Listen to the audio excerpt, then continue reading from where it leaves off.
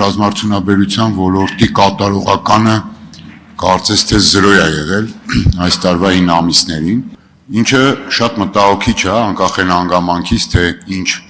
այսպես օբյեկտիվ, սուբյեկտիվ պատճառներ կան։ Տարիներ շարունակ ռազմարդյունաբերության զարգացմանը հատկացվող գումարները տնօրինվում են հենց այս կերպ։ Կառավարությունը բյուջեից հատկացնում է միլիոնավոր դոլարներ, որպեսզի տեղական արտադրության զինատեսակներ մշակվեն։ Գումարները գալիս նստում են ռազմարդյունաբերության կոմիտեի հաշիվներին, մնում այնտեղ ամբողջ տարի եւ չեն ծախսվում։ Հետո նորից վերադառնում բյուջե։ Ինչու՞։ Չինովնիկներն ասում են, որ տեղական ինժեներական խմբերը ֆինանսավորման ենթակա նորմալ նախագծեր չունեն։ Եթե փորձարկումների համար ուզում ես փորձանմուշների խմբականակ արտադրես, որ գնա դաշտային փորձարկումների կամ զորային փորձարկումների, որի արդյունքում կտան ինչ-որ եզրակացություն 5 աշխատանքային ամիս,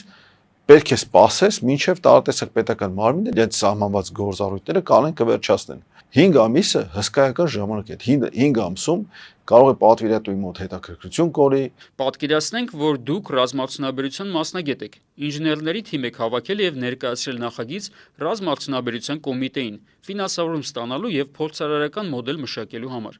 Պետք է պատրաստ լինեք բախվելու բյուրոկրատական մեքենայի ահռելի խոչընդոտներին եւ հսկայական թղթաբանությանը։ Իմ ընկերներից մեկը 2020 թվականի պատերազմի ժամանակ բերել է մեծականակ ռազմական նշանակության տեխնիկա։ 4.5 տարի այդ տեխնիկան այսպես լրված է մաքսատանը, չեն կարողանում հանել, որովհետև չի գտնվում այն պետական պաշտոնին, որ ասի, գիտեք ինչ կա, սա իրոք պետք է մեզ, եւ սա պետք է դուրս գա այս մաքսատնից։ Պետական ամեն կառույցի հետ ռազմարդյունաբերողը ստիպված է քաշքշուկի մեջ մտնել իրեն անհրաժեշտ կոմպոնենտները ձեռք բերելու եւ ներկրելու համար։ Սա հանգեցնում է նրան, որ հայաստանյան տեխնոլոգիական ընկերությունները չեն ցանկանում գլուխ դնել պետության հետ եւ խորանալ զենքի արտադրության ոլորտում, եթե նույնիսկ արտադրական լավ պոտենցիալ ունեն։ Հրաչյա Խաչատրյանի կողմից ղեկավարվող ընկերությունը, որը նախագծում է էլեկտրոնային առանձնահատուկ սարքեր, վերջերս եւս բախվել է պետական ապարատի բյուրոկրատական պատնեշին։ Պատվիրատուին գտել ենք, պատվիրատուն մեզ հանձնարարությունը տվել է, մենք այդ հանձնարարության համար նախագիծը ստեղ սարքել ենք։ Էլեկտրոնիկա է, որտեղ պլատա է նախագծվել, վրան միկրոկոնտրոլեր է դրված, որի մեջ ծրագիր է գրված, տարբեր բաղադրիչներ կան, մեխանիկական բաղադրիչներ էլ կան, որ օրինակ ստեղ ենք մշակել մեր հաստոցների վրա։ Մարդիկ 4 ամիսը արդեն չեն կարողանում արտահանել եւ պատվիրատուին հասցնել ստեղծած տեխնիկան։ Պեկը օրեր առաջ վերջնականապես մերժել է արտահանման թույլտվությունը։ Պետական կառույցները խնդիրը բարդում են մեկը մյուսի վրա։ Բավական պարզ, անշար, ուրեմն հասարակ էլեկտրոնիկա է, որը որ պետքա 2 օրում ուղղակի լքեր այս երկիրը։ Հա, որտեղ միջազգային փորձը հետա ցույց տալիս, օրինակ, նման խնդիր երբեք Չինաստանի հետ չի առաջանա, որ դու ասենք չկարողանաս ամիսներով այտենց սարք արտահանես, բայց մեր երկրում բոլոր պետական կառույցների հետ կապվել ենք, ասեմ ավելին, էկոնոմիկայի նախարարությունից ստացել ենք թույլտվություն այդ սարքի համար։ Սարքը ռազմական չէ, բայց հենց նման սարքերի մշակման եւ արտադրության փորձն է հնարավորություն տալիս ստեղծել նաեւ բարձր տեխնոլոգիական ռազմական արտադրանք։ Ռազմարդյունաբերության մասնագետները հենց նման պայմաններում են հղկում իրենց գիտելիքները։ Հիմա այդ նույն պատվիրատուն էլ մյուս անգամ ինձ պատվեր կտա, եթե ես 4 ամիսը չեմ կարողանում այդ սարքը հասցնեմ իրան, չէ, չի տա, չէ։ Այսինքն մենք այսօրվա աշխարհի ամենադժվար գործերից մեկը հարցը լուծել ենք, գտել ենք Եվրոպայից պատվիրատու, որը պատրաստ է մեզնից բարձր տեխնոլոգիական նախագիծ գնի։ Այսինքն մենք ոչ թե պարզապես էքսպորտյոր ենք, ինչ որ տեղից առնում տալիս ենք, այլ մենք նախագծում ենք սարքը, ու այդ նախագծումը սարքը նախագծելը եւ պատրաստելը ավելի քիչ է տևել, քան արտահանման գործընթացը։ Այսինքն մարդը ընկավ պատմության մեջ, կրեց ֆինանսական խնդիրներ, հասկացավ, որ պետության հետ գործ բռնելը չափազանց ռիսկային է, հետեւաբար նույն ջուրը երկրորդ անգամ չի մտնի։ Ասենք օրինակ թմրանյութը հայկական սահմանը հատումա գնումա Վրաստանում են բռնում։ Ասենք այս սանկցիոն պայմաններում 2 տարի է, ուրեմն տարբեր երկրների ինչ ապրանք ասես, սարքում են հայկական, վաճառում են Ռուսաստան, Ռուսաստանից սարքում են հայկական, վաճառում են ամբողջ աշխարհ, բայց իսկապես Հայաստանում նախագծված, Հայաստանում սարքված ապրանքը ոչ միայն չի ստանում հայկական ապրանքի անուն, այլ հələ ոչ կարողանում է սահմանը հատի ներսից։ Որոշ զինատեսակներ հայկական ռազմական արդյունաբերողները վստահաբար արտադրում են։ Հարցն այն է, թե որքանով արդյունավետ կաշխատեն այդ զինատեսակները հերթական պատերազմի ժամանակ։ Մինչև 2016 թվականը պատրաստում էինք այն պատերազմին, որը տեսել ենք 1994 թվականին։ 2016 թվականից հետո սկսեցինք պատրաստվել այն պատերազմին, որը տեսանք 2016 թվականին։ Եկավ 2020-ը, 2020-ից հետո մենք փոխանակ պատրաստվենք 2030-ի պատերազմին, մենք դեռևս 2020-ի պատերազմին ենք պատրաստվում։ Այո, բոլորի մտքում հիմա դրոններն են, բայց խնդիրն այն է, թե ինչպես ունենալ դրոններ, որոնք կկարողանան մարտի դաշտում հակազդել թշնամու մեծաքանակ ուժերին եւ հակաօդային պաշտպանության համակարգերին։ Եվ դրոնը քիչ, եւ դրոնի օպերատորն է քիչ։ Եվ ընդհանրապես կռվի տրամաբանությունը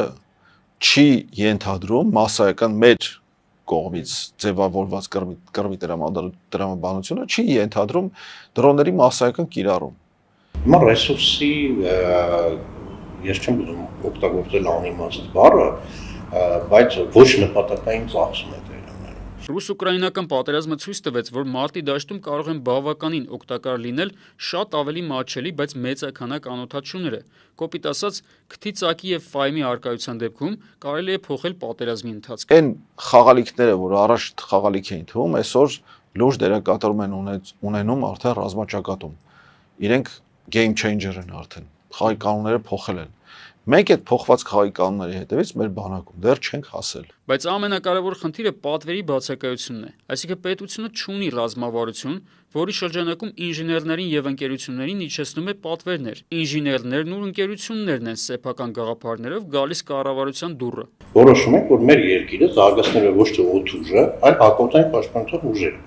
Եվ դրա շրջանակներում արդեն ռազմաարդյունաբերությունը իջեցնում է պատվեր, որ մեզ պետք են հակաօդային պաշտպանության միջոցներ, մեզ պետք են անօդաչու թռչող սարքերի դեմ пассив եւ ակտիվ պաշտպանական միջոցներ։ Եվ արդեն ռազմաարդյունաբերությունը ինքը բերում է, ասում է, ես կարող եմ սա սարքել, սա, այդտեղ արդեն պետությունը ընտրում է դրանցից լավագույնը։ Այսինքն այն տեխնոլոգիական նոր գործիքները, որոնք արտադրվում են հիմա տեղում, չեն ինտեգրված բանակի ընդհանուր համակարգին։ Պատճառն էլ այն է, որ հավանաբար չկան մասնագետներ, որոնք պետք է բանակի անունից ձևակերպեն այդ ռազմավարությունը։ Ռազմաարդյունաբերության մեր համակարգում, այսինքն այն ոլորտով, ովքեր ղեկավարում են ռազմաարդյունաբերությունը, չկան ռազմական գիտնականներ։ Այսինքն իրենք արդեն իսկ չգիտեն ինչի մասին է խոսքը գնալու մարտի դաշտում։ Մենք չունենք գիտահետազոտական ինստիտուտներ, որոնց ուղղվածությունը ռազմական կարիքներին է։ Իրան-իսրայելական պատերազմը կարծես ավարտվեց եւ անցած 12 օրերը շատ հետաքրքիր եզրահանգումների տեղիք տվեցին։ Իսրայելն իր գերհզոր ռազմական մեքենայով, բանակով եւ ռազմաարդյունաբերությամբ մեղմ ասած նեղներ ընկել։ Իրանական բալիստիկ հրթիռները ճեղքում էին իսրայելական հակաօդային պաշտպանության պատնեշները եւ խոցում ռազմավարական թիրախները։ Ինչպես է կարողացել Իրանն անհրաժեշտ քանակի բարձր տեխնոլոգիական զենքեր նախագծել ու արտադրել, եթե արդեն 40 տարի պատժամիջոցների տակ է կքած եւ մեկուսացած է աշխարհից։ Ինչպես է կարողացել այդ ամբողջ արտադրությունը կազմակերպել լեռների ներսում փորված արտադրամասերում, որոնք անհասանել են նույնիսկ գերհզոր ամերիկյան ռումբերի համար, որոնք ԱՄՆ մատակարարել էր Իսրայելին։ Մեր հրթիռային ծրագիրը շատ վաղուց, այսպես